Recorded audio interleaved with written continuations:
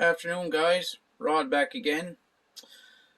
Back in my little hiding place here, my reloading room and my gun room, and just thought that I would show you a couple of guns I picked up recently, and I'm going to start doing some muzzleloader videos. I picked up two from a friend of mine. He got a bunch of guns in a purchase, and it was like he had to buy all or buy none. So he bought all, and this one I'm going to show you was one of the ones that he got in that collection, and he's not a black powder guy whatsoever, with the exception of the fact he has one of the modern inline rifles, CVA, that he hunts with.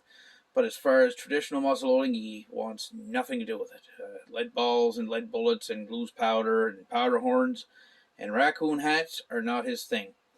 So, without further ado, I will show you the subject of today's video. Here we are. This is my 1841 replica made by Antonio Zoli out of Italy. It's called a Mississippi rifle. Caliber is 58, so it's a big bore. As you can see, not in terrible condition.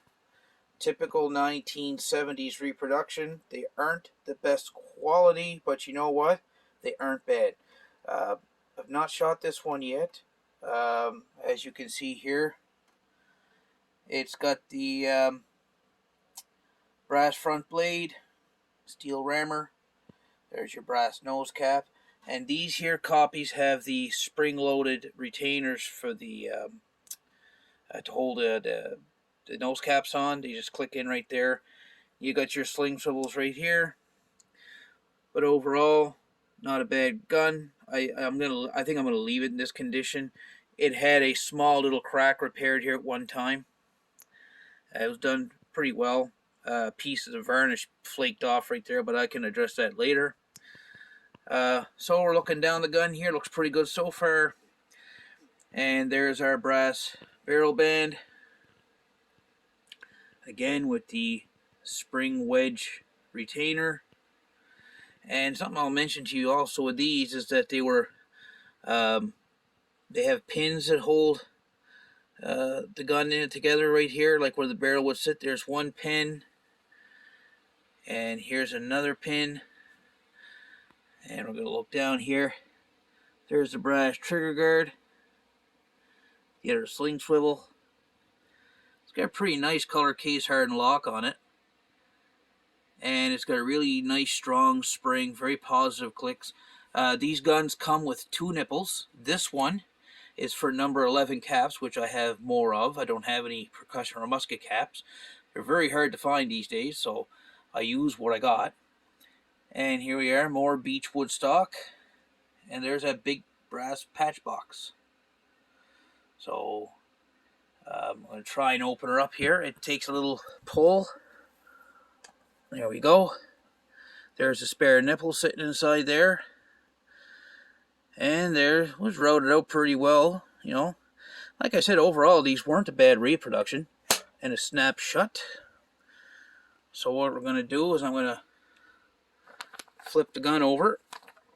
And we're going to look at it from the other way. Like I said, the stock's not in bad shape at all. It's just a couple of spots up top there where the varnish is starting to crack and flake off. This one here, according to the product or the date codes on the barrel, is 1976. So, you know, she's a few years old. And there's our Antonio Zoli black powder only, 58 caliber. Now these are different than the Zouave in a different sense because of this sight. This is the only sight this gun has. They're very basic, just a simple V-notch. You can drift them left to right. You see right there. Put her back down. There's that pin that comes through to hold the gun in place. Barrel band, there's another pin. I'm gonna up here. Another pin there. The other side, the brass nose. And there's the brass blade sight. And It's got a pretty darn thick muzzle on it. Let's see if we can get a better picture of that here. Here's that.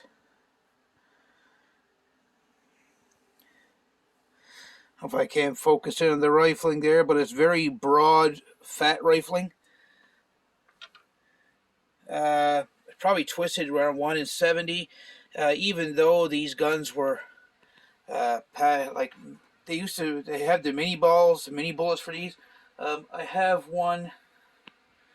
If I can just show you right here.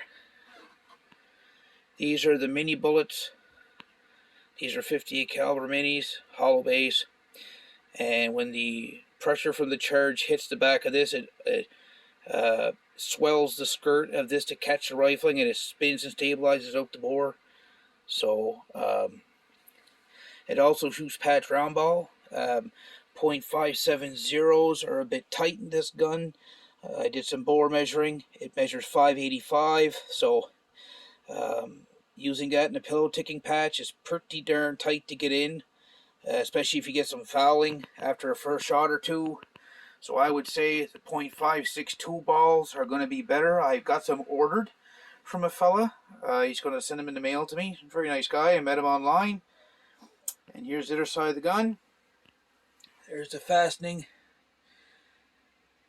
wedge plate there for the lock. There's your brass trigger guard. But all in all, steel rammer. Not a bad old gun. We'll flip her back over and give you one more look at her.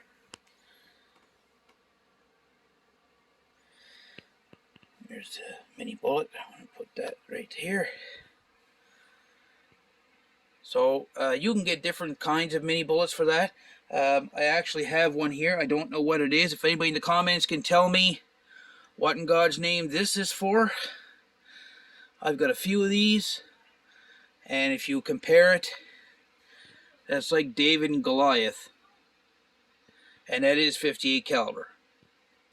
So there you have her. My 1841 reproduction Mississippi rifle by Antonio Zoli.